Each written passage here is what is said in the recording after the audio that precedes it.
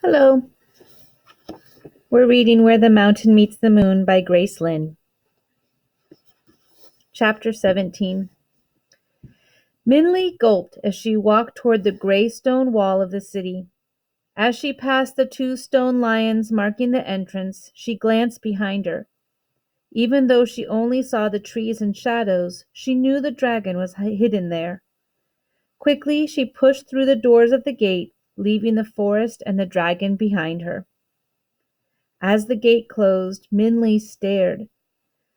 The streets were crowded and bustling. The city seemed to be bubbling with people like boiling rice. Vendors selling fruit and shoes called out their wares while people rushed past, some pushing wheelbarrows or balancing baskets on their shoulders.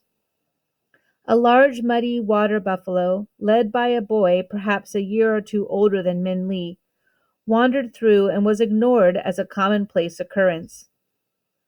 "Watch out, little mouse," a gruff man said behind her, his baskets of cabbages driving her into the crowd. As she was shoved and pushed, Minley grabbed the arm of the boy with the water buffalo. "Hi," she said. "If I want to see the king, where do I go?" "The king?" The boy looked at her in surprise. "You'd have to go to the palace." "How do I get to the palace?" Minley asked. "Just follow the black stones," the boy said, pointing at the road paved with polished bricks. "They'll lead you to the city." "Wait," Minley said. "Isn't this the city? The palace is in another city?" "You must not be from around here," the boy laughed. "The city of bright moonlight is divided into two. This is the outer city, where anyone can live and travel. The inner city is where the palace is, where the king and officials live. You have to have permission to go into the inner city. If you don't, you're not going to be able to see the king or the palace. There are thousands of guards protecting the inner city. They won't let anyone through without permission." "I'll find a way," Minley said confidently. "Thanks." And she let go of the boy's arm and headed toward the black road. However, as Minley got closer to the inner city, she realized the boy was right. The red walls of the inner city loomed tall and forbidding, and every gold-studded gate door was guarded by at least two soldiers, their silver armor reflecting in the hot sun. It would be a daunting task just to enter the inner city, much less find the palace and the king. "But I must," Minley said to herself. Regardless, the guards' faces were stern and hard, and she quaked inside. "If I ask to go in," Minley thought as she hung back amongst the fruit stands and fish vendors, "they'll ignore me or force me away with their swords. And either way, I won't be able to see the king. What should I do?" "Not as easy as you thought, huh?" a voice said next to her. Minley turned and saw the buffalo boy standing next to her. Minley gave him a wry look. "Boys," she thought to herself, "always thinking they know everything." Still, she had to admit he was right. She had no idea how she would see the king. "They must let people into the inner city sometimes," Minley said. "They do," the boy said.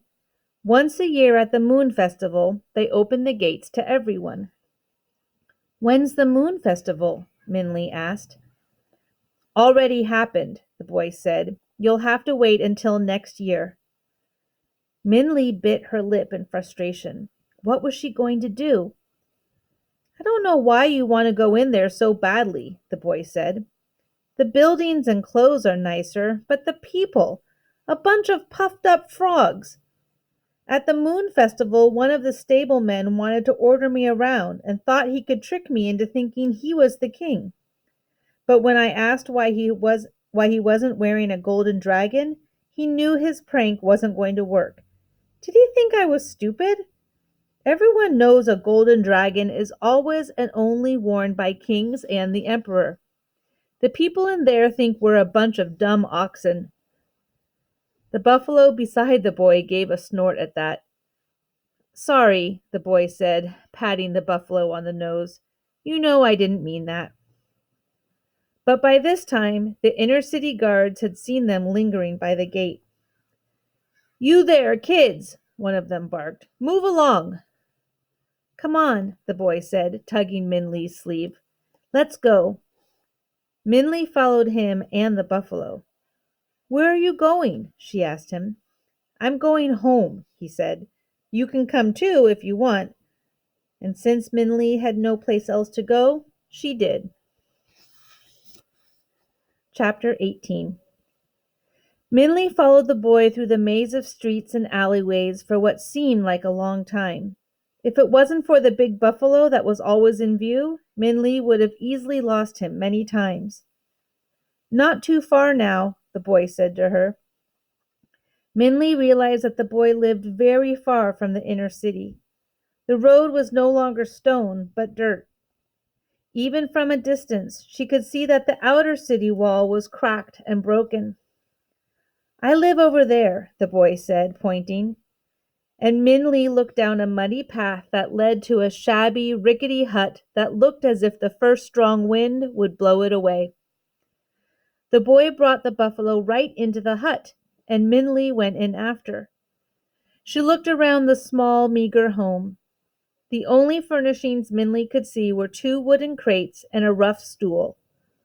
On one side of the hut, a crude metal grate stood in front of the fireplace with a well-worn pot on it. The other half of the hut was divided into 2 piles of dry grass. Minley watched as the buffalo went directly to one pile and lay down. The boy gave it an affectionate slap on the side and dragged the rough wooden stool across the floor to her. Here, have a seat, he said as he sprawled onto the other pile of grass.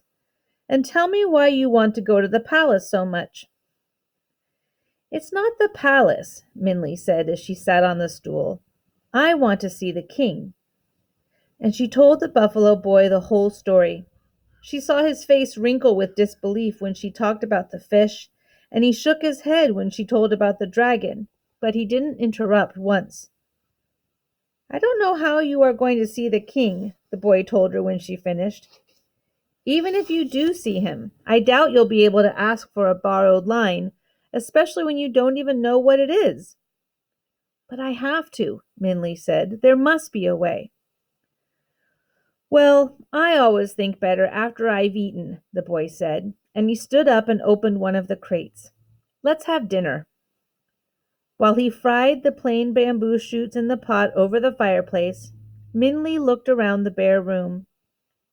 Do you live by yourself? She asked. Uh-huh, the boy nodded. My parents died 4 years ago.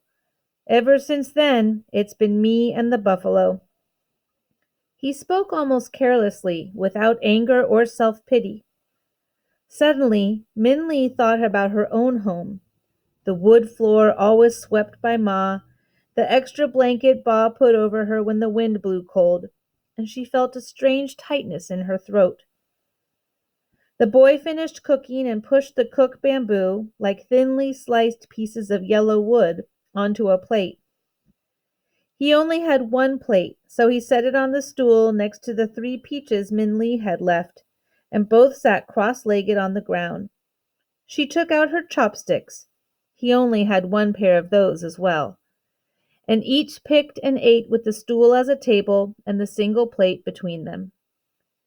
You don't have any aunts or uncles? Minley asked. Other family or friends? Well, the boy said, tossed a peach to the buffalo, and then hesitated. I do have 1 friend. And Minley was surprised to see his face change unexpectedly. The sharpness of his expression softened like a flower blossoming, his small smile gentle. Who is it? Minley asked. The story of the buffalo boy's friend. Sometimes, during the hot summer days, there is not enough water for my buffalo, so I like to take him out of the city into the surrounding forest to drink in the stream there. One day, I brought him to the forest, and he kept pulling and pushing me away from the stream. No matter what I did, he refused to go in my direction. So finally, I just let him lead the way. And he brought me to a part of the forest I had never seen before, a part I don't think anyone from the city has ever seen before.